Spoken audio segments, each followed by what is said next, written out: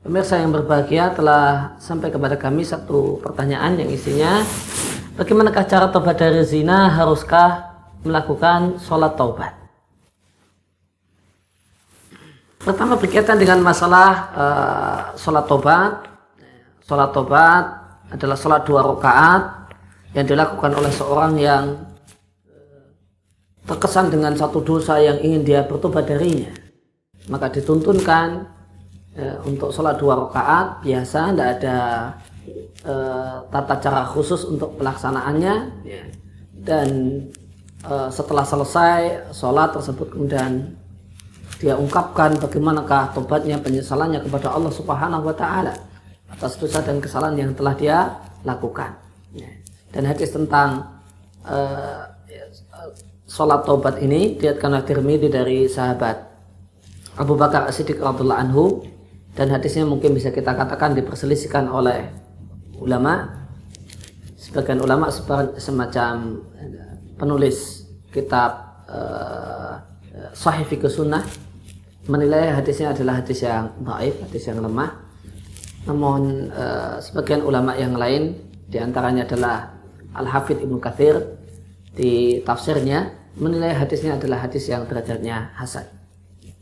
Insya Allah kesimpulan dalam masalah ini, hadisnya adalah hadis yang bisa kita jadikan sebagai landasan untuk beramal. Maka dituntunkan untuk mengerjakan sholat 2 rakaat sebelum orang mengikrarkan tobatnya kepada Allah Subhanahu wa Ta'ala, mengikrarkan penyesalannya kepada Allah Subhanahu wa Ta'ala yang dilakukan setelah menyelesaikan sholat 2 rakaat. Dan ini hukumnya satu hal yang dianjurkan dan bukan satu keharusan. Maka jika ditanyakan apakah harus sholat taubat, jika yang dimaksud dengan harus adalah wajib, maka jawabannya tidak wajib dan tidak harus. Non jika seharusnya dalam artian dianjurkan, maka sholat 2 rakaat, sholat taubat 2 rakaat ini satu hal yang dianjurkan. Maka orang yang memiliki dosa dan kesalahan, semisal berbuat zina, maka kewajiban dia adalah bertobat kepada Allah Subhanahu wa Ta'ala dengan memenuhi syarat diterimanya tobat. 5 poin syarat diterimanya tobat. Pertama adalah tobat tersebut ikhlas karena Allah Subhanahu wa Ta'ala, bukan karena takut aid, bukan karena takut hamil, bukan karena yang lain, karena takut pada Allah Subhanahu wa Ta'ala.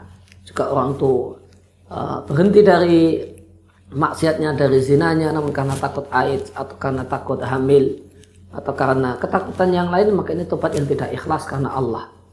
Nah, tobat yang benar, tobat tersebut ikhlas karena Allah Subhanahu wa Ta'ala, karena takut dengan azab, takut dengan murka Allah Subhanahu wa Ta'ala. Kemudian yang kedua adalah menyesal, dengan sungguh-sungguh menyesal. Di mana orang yang menyesal, dia akan merasa sedih ketika dan marah dengan dirinya sendiri ketika dia ingat dosa-dosanya. Dia merasa hatinya pilu, bagaikan disayat-sayat sembilu ketika dia mengingat dan mengenang keburukan dan kemaksiatan yang dia kerjakan dan dia lakukan. Kemudian yang ketiga adalah segera hentikan maksiat. Kalau itu adalah zina tersebut sebabnya pacaran, maka bukti seorang yang benar-benar bertobat kepada Allah Subhanahu wa Ta'ala dan bahkan syarat diterimanya tobat, hentikan pacaran. Hentikan pacaran sekarang juga. Jangan ditunda-tunda bulan depan atau 2 bulan lagi dan seterusnya. Namun hentikanlah sekarang juga. Tinggalkan perbuatan maksiat tersebut. Boleh jadi dengan menikah setelah semuanya pasangan ini, laki-laki dan perempuan ini benar-benar bertobat. Kemudian setelah istibra' 1 kali haid, memastikan kalau rahim itu bersih dari janin 1 kali haid, maka satu pasangan ini bisa menikah. Syaratnya telah bertobat, dua-duanya menyesal dengan sungguh-sungguh menyesal. Kemudian yang kedua setelah istibra', maka tidak bisa langsung cepat-cepat menikah. Maka perlu ditunggu 1 kali haid setelah kejadian zina. Kemudian baru setelah itu, kalau seandainya keduanya menikah, maka menikah.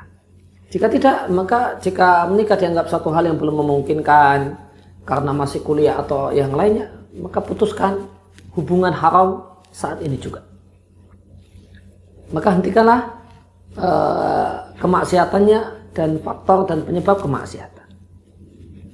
Kemudian yang ketiga adalah pertama adalah ikhlas, kemudian yang kedua menyesal, kemudian menghentikan perbuatan tersebut. Kemudian yang keempat adalah berniat untuk sungguh-sungguh tidak mengulangi maksiat yang telah dilakukan. Dan ini bentuk kesungguhannya adalah dengan hijrah lingkungan, hijrah teman pergaulan. Tinggalkan teman-teman pergaulan yang lama dan ganti dengan teman-teman pergaulan yang baru. Tinggalkan kosan yang lama, cari kos yang lebih kondusif untuk taat. Dan ini adalah bukti kebenaran, kesungguhan taubah.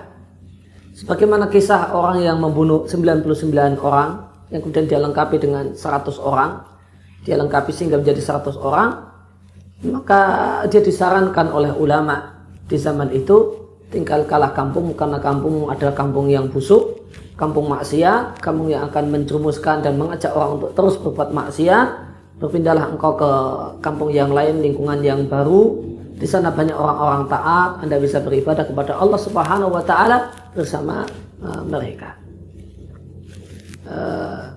Dan bukti kalau orang itu berniat sungguh-sungguh untuk tidak mengulangi lagi maksiat yang telah dia lakukan, ada pada dirinya peningkatan kualitas ibadah.